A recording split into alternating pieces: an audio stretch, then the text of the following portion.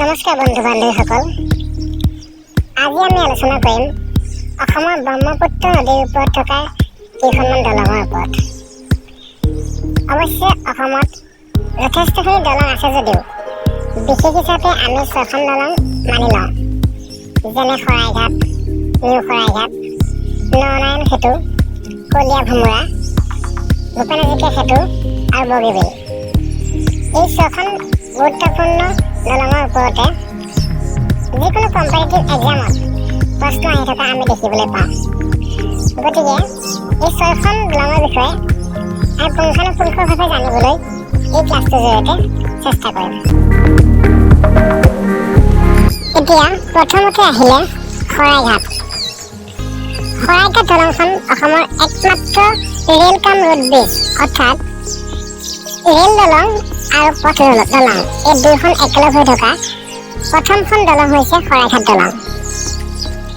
এই দলংখন 1962 চনৰ 23 ছেপ্টেম্বৰত উদ্বোধন কৰিছিল।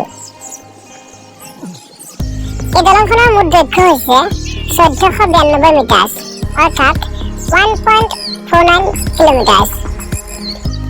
শৰাইঘাটৰ যুদ্ধৰ পাছত জৱাহৰলাল নেহৰুৱে 1963 চনত এইখন নামকৰণ কৰিছিল শৰাইঘাট হিচাপে।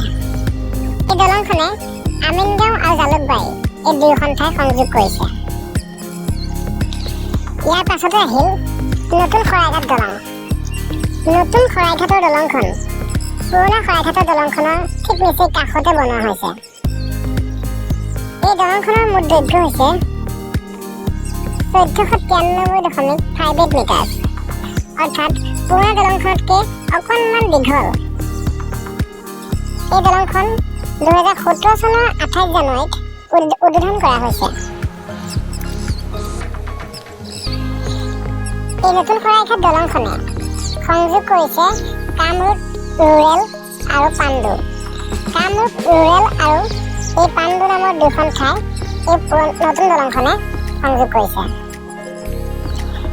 ইয়াৰ পাছতে আহিল কলীয়া ভোমোৰা সেতু। কলীয়া ভোমোৰা সেতু এই দলংখন দ্বিতীয়খন ব্ৰহ্মপুত্ৰৰ ওপৰৰ দলং। এই দলংখন ৰোড ব্ৰিজ হয়, এইখন কোনো ৰেলৰ দলং নহয়, এখন পথৰ দলং হয়। এই দলংখন তেজপুৰ আৰু কলিয়াবৰৰ মাজত অৱস্থিত। কলিয়াবৰ আৰু তেজপুৰ এই দলংখনেই সংযোগ কৰিছে। এই দলংখন নামকৰণ কৰা হৈছিল আহোম জেনেৰেল কলীয়া ভোমোৰা ফুকন। এই আহোম জেনেৰেলজনৰ নামতেই নামকৰণ কৰা হৈছিল। ইয়াৰ মুঠ দৈৰ্ঘ্য হৈছে 3.15 কিলোমিটাৰ। তাত মুকলি কৰা হৈছিল 1987 চনৰ 14 এপ্ৰিল।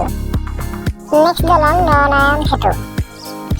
16 শতিকাৰ কোচৰজা নৰনাৰায়ণৰ নামতেই এই দলংখন নামকৰণ কৰা হৈছিল, যাৰ নাম হৈছে নৰনাৰায়ণ সেতু। 2284 মিটাৰ দৈৰ্ঘ্যৰ এই দলংখন 1998 চনৰ 15 এপ্ৰিলত উদ্বোধন কৰা হৈছিল। এই দলংখন 17 নং ৰাষ্ট্ৰীয় ঘাইপথতে অৱস্থিত। এই দলংখনে প্ৰধানকৈ যোগীঘোপা, যিখন বঙাইগাঁও ডিষ্ট্ৰিক্টৰ হয়, বঙাইগাঁও ডিষ্ট্ৰিক্টৰ যোগীঘোপা আৰু গোৱালপাৰা ডিষ্ট্ৰিক্টৰ পঞ্চৰত্নক সংযোগ কৰিছে। নেক্সট দলং ঢলা-শদিয়া, যাক আমি ডক্টৰ ভূপেন হাজৰিকা সেতু হিচাপেও জনাজাত।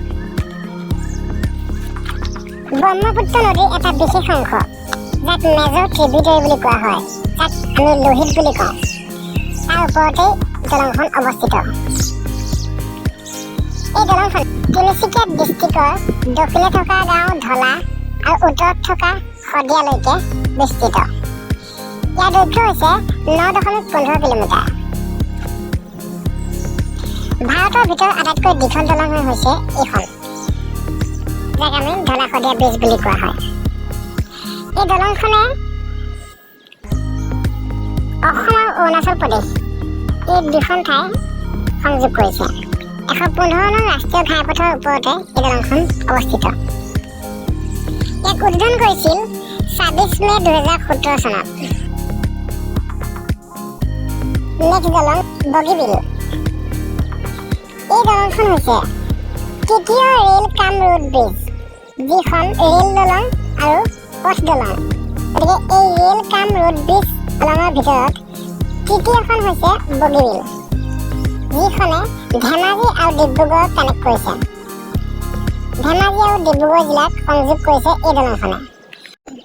এই বগীবিল দলংখনেই হৈছে ভাৰতৰ আটাইতকৈ দীঘল ৰোড কাম ৰেল ব্ৰিজ। তাৰ দৈৰ্ঘ্য হৈছে 4.94 কিলোমিটাৰ। এই দলংখনেই হৈছে এছিয়া মহাদেশৰ ভিতৰত দ্বিতীয়খন আটাইতকৈ দীঘল ৰেল কাম ৰোড ব্ৰিজ।